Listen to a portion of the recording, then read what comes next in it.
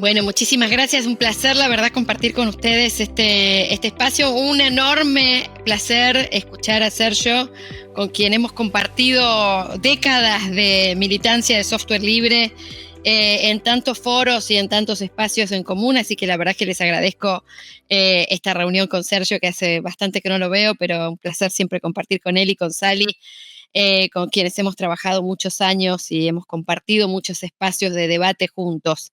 Yo me voy a correr un poquitín de la cuestión de la ética, voy a tocar la cuestión de la ética, pero antes de tocar la cuestión de la ética, y me parece interesante la introducción que hizo Sergio sobre la cuestión de colonialismo y la cuestión vinculada con el estado del desarrollo de la inteligencia artificial y esta sensación que tenemos desde el sur de casi de sorpresa y de sentirnos arrasados por todo lo que está pasando con la inteligencia artificial, con lo cual yo quisiera arrancar mi trabajo, mi presentación con la cuestión de regulación más que con la cuestión de ética, porque me parece que es nodal integrar también, por supuesto, la cuestión de la ética. Así que voy a arrancar con una pregunta y con mi querido gato, producido con inteligencia artificial, de ¿quién le pone el cascabel al gato? Esa es un poco la pregunta disparadora. Pero antes de pensar quién le pone el cascabel al gato, tenemos un problema, y es que tenemos una definición difusa de qué es este gato al que queremos ponerle un cascabel, o sobre el cual tanto estamos hablando, o del cual tanto estamos debatiendo y demás. Entonces quisiera hacer un poquito de historia también.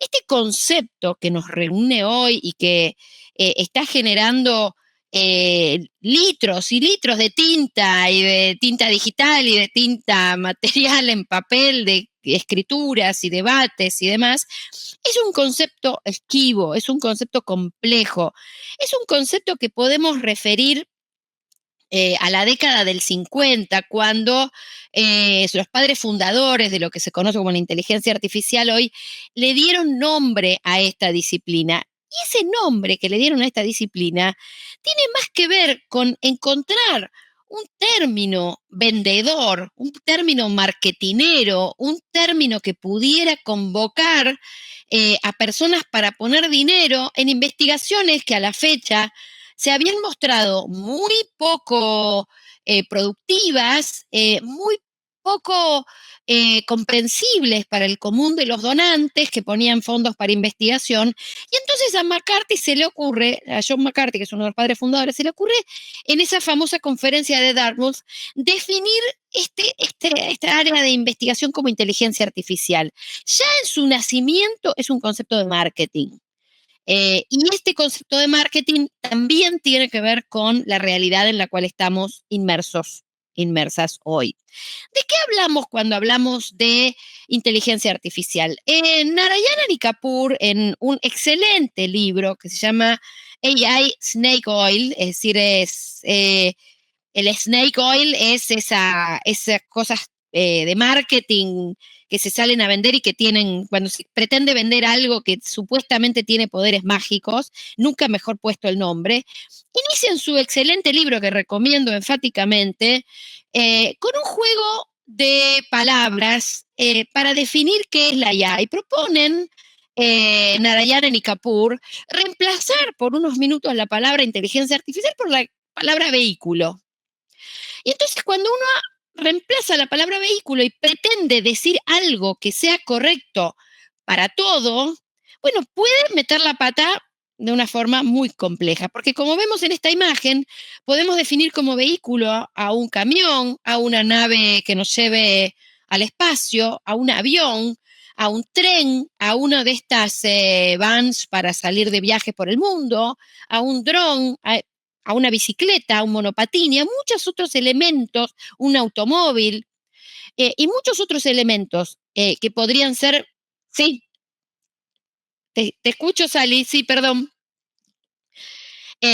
Muchos otros elementos que podrían entrar dentro de la categoría vehículo. Lo mismo nos pasa cuando pretendemos aplicar el concepto de inteligencia artificial a todo lo que hoy es inteligencia artificial. No todo es igual, no todo es lo mismo, no todo tiene el mismo impacto ambiental, no todo tiene, si queremos regular, por ejemplo, el impacto ambiental de un vehículo, bueno, ¿cuál es la evaluación de impacto ambiental de un vehículo? ¿Es la evaluación de un avión? ¿Es la de una bicicleta? ¿Es la de una nave espacial? ¿Es la de un tren?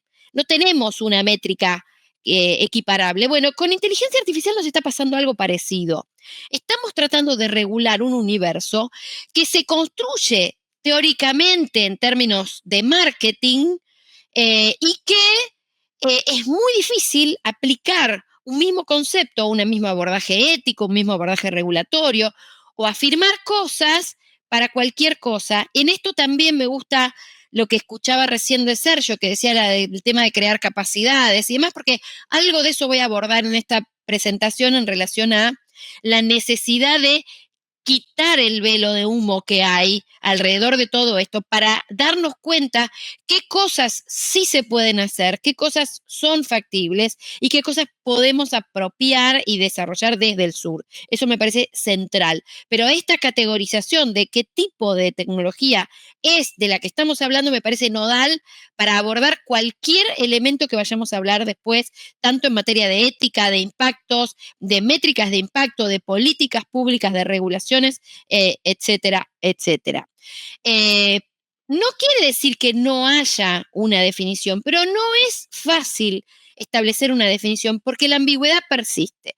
De hecho, cuando miramos la definición de la AI Act de la Unión Europea o la definición de la OCDE, máquinas analógicas como la computadora hidráulica Ammoniac de 1949 encaja perfectamente en la misma definición y podemos estar de acuerdo que el AMA 3 no es lo mismo que la Ammoniac de 1949.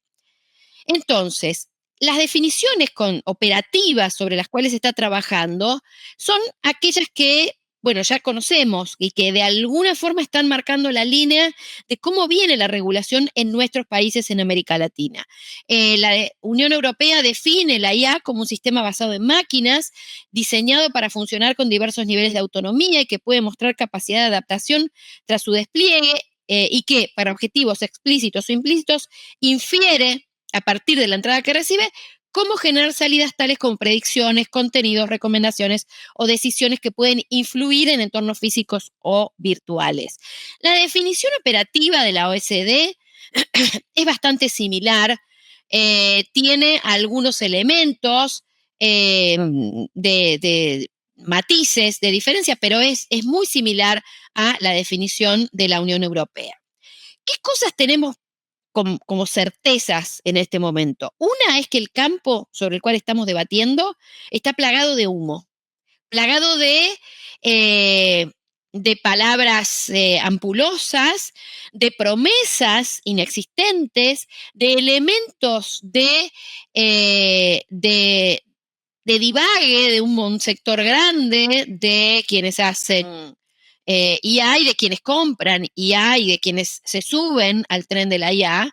Y aún así es importante que evitemos el pánico moral, que es uno de los elementos donde también tenemos que tener cierta convicción si queremos construir IA desde el sur y para el sur, y que no dejemos que las corporaciones controlen el juego. Y acá hay un elemento importante que es justamente para contrarrestar este proceso que tan claramente describió Sergio, hay que evitar que sean las corporaciones las que controlen el juego.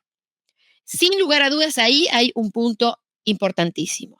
Hay otras cosas que son evidentes, y es que lamentablemente los responsables de producir regulación entienden poco o nada del tema que están abordando y que además dentro de las comunidades que producen inteligencia artificial hay ideas muy dispares justamente por esta lógica de que el concepto es un concepto difuso, un concepto que nos permite hablar de pequeñas cosas o de cosas monstruosas y no tenemos claro de qué estamos hablando. Dentro de las comunidades de IA hay perspectivas muy disímiles sobre los impactos sociales de su trabajo, cubriendo un ancho espectro de visiones apocalípticas, sobre las amenazas existenciales de la inteligencia artificial general y cosas por el estilo, hasta cosas de tipo, yo solo hago tecnología, los usos no me incumben. Ninguna de estas cosas y esta polarización y todos los grises que hay entre medio nos ayudan a tener un consenso claro sobre los marcos regulatorios apropiados para abordar la problemática de la IA. Después, cuando hablamos sobre cómo funcionan las IAs, Narayana y Kapoor son muy claros en hablar de distintos tipos de inteligencia artificial, porque ellos lo que pretenden es poner el foco sobre qué es lo que la inteligencia artificial es, qué puede hacer y qué no puede hacer, y cómo darnos cuenta de las diferencias. Si vamos a armar primeros aspectos de qué tipo de inteligencias artificiales tenemos hoy en el mercado y a disposición, una es todo lo que tiene que ver con la inteligencia artificial predictiva. Y ahí es donde tenemos los problemas éticos y jurídicos más graves, porque predecir el futuro es muy difícil, pero es muy fácil, además, confundir predicción con profecía autoconfirmatoria. El fracaso de los sistemas predictivos es una de las alertas rojas en materia tanto ética como de regulación. O sea, acá hay un abordaje dual. Cuando vamos a aplicar un sistema predictivo, tenemos que tener, en primer lugar, todo un marco ético de análisis de qué tipo de usos vamos a hacer de ese sistema predictivo y una regulación fuerte en la materia. Hay dos ejemplos de sistemas predictivos que afectan directamente los derechos de las personas, derechos fundamentales de las personas. Uno es el conocidísimo caso Compass, que es un algoritmo que calcula la probabilidad de que alguien cometa un crimen, otro crimen, y sugiere qué supervisión tiene que tener en prisión y cuáles van a ser las condiciones para su liberación bajo libertad condicional. Es un típico sistema predictivo aplicado en el sistema carcelario de los Estados Unidos. Otros sistemas son los que se están empezando a adquirir aquí en Argentina a partir de una resolución del Ministerio de Seguridad que creó la Unidad de Inteligencia Artificial aplicada a la seguridad, que pretende utilizar algoritmos de aprendizaje automático para analizar datos históricos de crímenes y crear y predecir futuros delitos, ayudar a prevenirlos y crear perfiles de sospechosos. Esta es la resolución 740 del 2024 firmada por la ministra de Seguridad de la gestión del presidente Milei en Argentina. Son sistemas predictivos, alerta roja, directa, cuando tienen que ver con derechos fundamentales. No es lo mismo usar un sistema predictivo para calcular qué probabilidad hay de que mañana haya una tormenta con granizo. Ese tipo de cosas no afectan derechos fundamentales, pero este tipo de cosas sí afectan derechos fundamentales. Entonces, primera alerta roja en términos éticos y en términos de regulación, que tiene que ser regulado fuertemente. Los congresos de nuestros países tienen que ponerse firmes en la prohibición o en la estructura de controles muy rigurosos para cualquier tipo de sistema predictivo que pretenda aplicarse sobre personas. Otros elementos que tienen que ver con alertas para el debate, los mecanismos para mitigar riesgos que son muy débiles e imperfectos. Los sistemas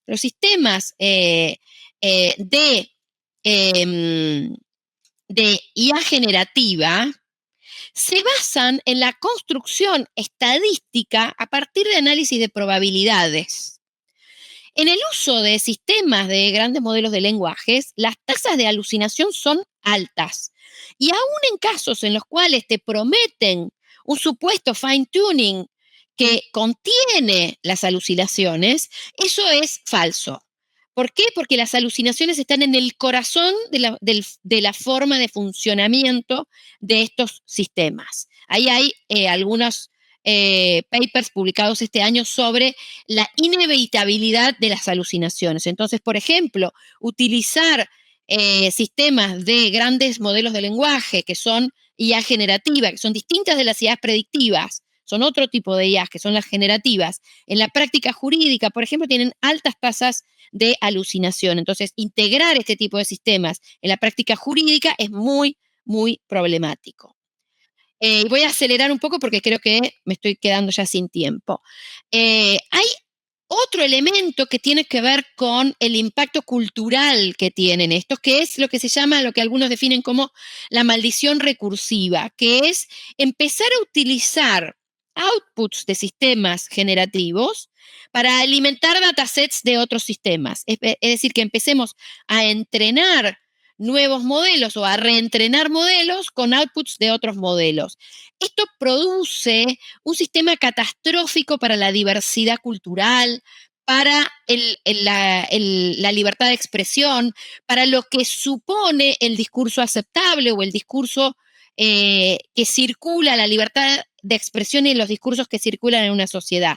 ¿Por qué? Porque si pensamos este tipo de sistemas basados en una campana de Gauss, lo que perdemos en cada iteración son las colas, son los discursos y la visibilidad de los emergentes minoritarios, las minorías, los pueblos originarios, las culturas que no son mainstream, los géneros musicales que no son lo que más se escucha en las radios y los idiomas hablados por minorías, etcétera, etcétera. Los discursos minoritarios son los que se van perdiendo en este proceso de lo que llamamos la maldición recursiva. Y acá es donde también tenemos que poner una mirada de alerta y evitar este tipo de prácticas.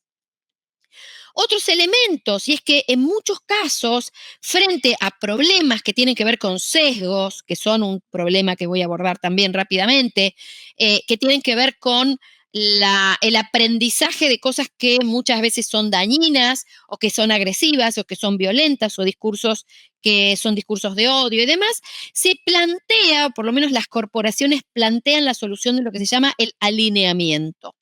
El alineamiento no deja de ser una forma de censura, es una forma de establecer qué cosas el sistema no debe decir, pero que son muy fáciles de eludir con dos o tres elementos recursivos que permiten rápidamente saltearse las barreras del alineamiento. Entonces, el alineamiento es una falsa solución, es una solución muy precaria que rápidamente es eludida cuando hay voluntad de hacer que el modelo generativo genere cosas que pueden ser o dañinas para una persona o dañinas para la comunicación pública, etcétera, etcétera. Pero todas estas son las estrategias que quienes hacen IA están planteando. Bueno, hacemos alineamiento, hacemos este tipo de prácticas. Google hace alineamiento de forma permanente y eso son formas de censura en los resultados que se pueden generar. Finalmente, una cuestión que dialoga directamente con todo lo que planteaba Sergio hace unos minutos, que tiene que ver con hacia dónde está yendo el desarrollo de estas tecnologías. La dirección actual del financiamiento apunta al uso masivo de recursos, a esta narrativa de solo aquellos con grandes capacidades de cómputos y grandes volúmenes de datos ya acopiados pueden hacer IA. Y esto es falso. Esto es una definición que solo empuja al desarrollo hacia un modelo de concentración oligopólica. Se piensa entonces, a partir de esta mirada, que solo los grandes jugadores de la industria pueden desarrollar estas tecnologías. Y acá es donde tenemos que empezar a pensar desde América Latina cómo desarrollar estas tecnologías. Se plantea además, y esto lo escuché de primera mano de grandes corporaciones que dicen, bueno, para evitar usos maliciosos de estas tecnologías tienen que estar en manos de pocas grandes corporaciones que son las que van a controlar el alineamiento y la forma en la que estas tecnologías van a ser hechas. Y así es como también se busca estigmatizar el desarrollo y uso de sistemas abiertos. En este sentido, y en línea con la trayectoria de la cultura del software libre, se está construyendo una definición de qué se considera un sistema de IA abierto. Pero es ahí y es en esa línea donde podemos pensar cómo construir IA desde América Latina y para América Latina. Y tengo un montón de slides más, pero no voy a entrar porque son más regulatorias.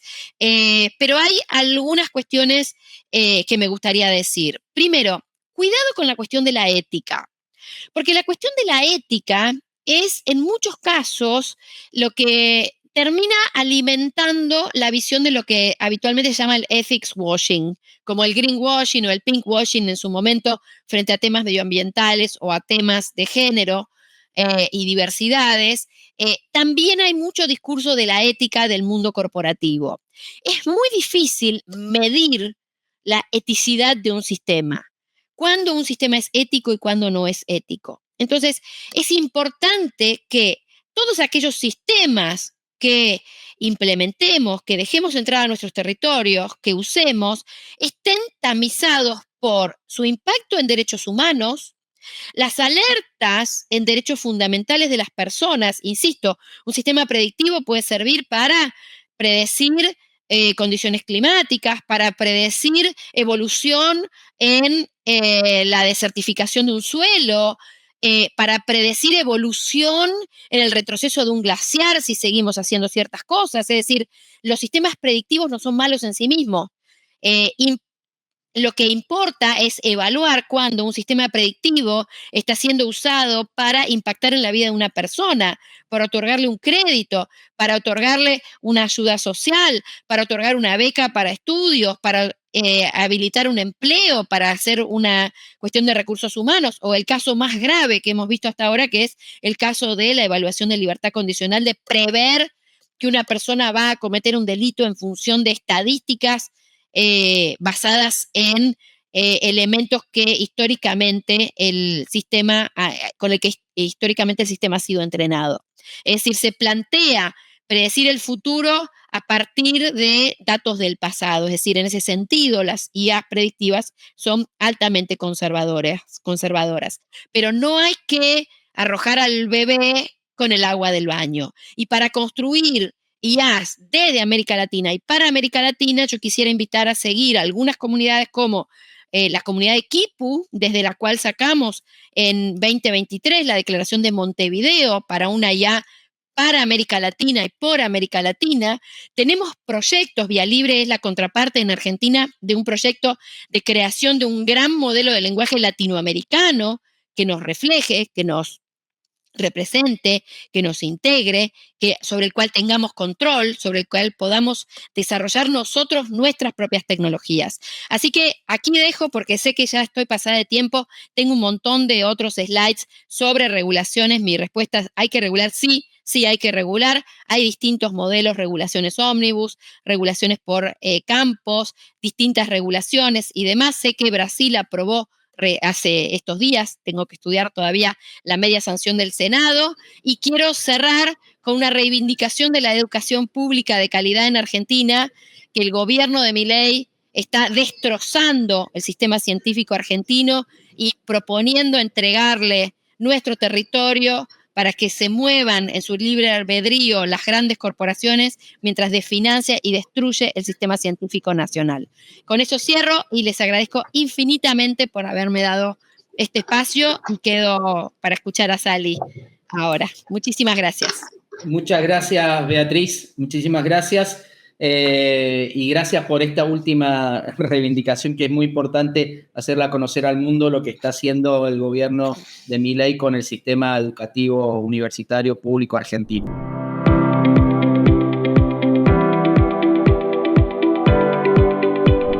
Sí, estoy. Muchísimas gracias. Bueno, antes que nada, enfatizar con que esto no es una discusión tecnológica, esto es una discusión política y supone, dentro de esa discusión política, replantear las asimetrías que tiene no solo el nivel planetario, las asimetrías norte-sur, sino también las asimetrías también al interior de nuestros propios países. Reforzar los sistemas educativos, reforzar la creación de capacidades y tratar de entender que las tecnologías, como ya bien se dijo en este espacio, no son fenómenos neutrales, sino que son vectores de ideología, y estas tecnologías son vectores de ideología como casi ningún otro. más allá de muchas aristas que se abrieron, muchos temas importantes que se abrieron en este debate, creo que tenemos en común la visión de que es necesario crear capacidades y fortalecer las capacidades de nuestra región, y por eso enfatizar también que es importantísimo que logremos promover los aprendizajes y la difusión del conocimiento en estos temas, la construcción de sistemas que permitan a las personas de a pie participar de forma informada y de esta discusión, e invitar a que pasen a visitar nuestro proyecto de inteligencia artificial, que es un proyecto de evaluación de sesgos y estereotipos, que es la creación de una herramienta y una metodología pedagógica para que personas sin formación técnica puedan interpelar los modelos de lenguaje. Al pie de mis slides está la dirección, nuestro sitio web es vialibre.org.ar, pero hay un micrositio que es IA, inteligencia artificial, ia.vialibre.org.ar, donde hay un proyecto que me gustaría mucho compartir con ustedes, porque estamos en este momento en etapa de tratar de escalar este proyecto a toda Argentina y América Latina. Así que espero que tengamos la oportunidad de trabajar con ustedes en alguna otra instancia, o que quien tenga interés nos pueda escribir, porque estamos justamente en etapa de escalar esta metodología de aprendizaje sobre sesgos en IA para quien esté interesado o interesada. Así que bueno, he hecho pasado mi aviso. Paso la palabra y agradezco muchísimo la oportunidad de compartir este espacio con personas que admiro, como quienes estuvieron en la palabra antes que yo. Gracias, Beatriz Rusaniche. Bueno, busquen entonces Vía Libre en sus distintas direcciones, y también lo que mencionó Beatriz de la Declaración de Montevideo de una inteligencia artificial para y por América Latina.